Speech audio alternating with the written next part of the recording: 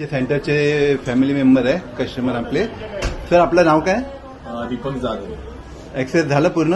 हो, एक्सरसाइज झाली. एक्सरसाइज झालं. आता हे घेत आहे, शेक घेतात आहे, हेल्दी शेक.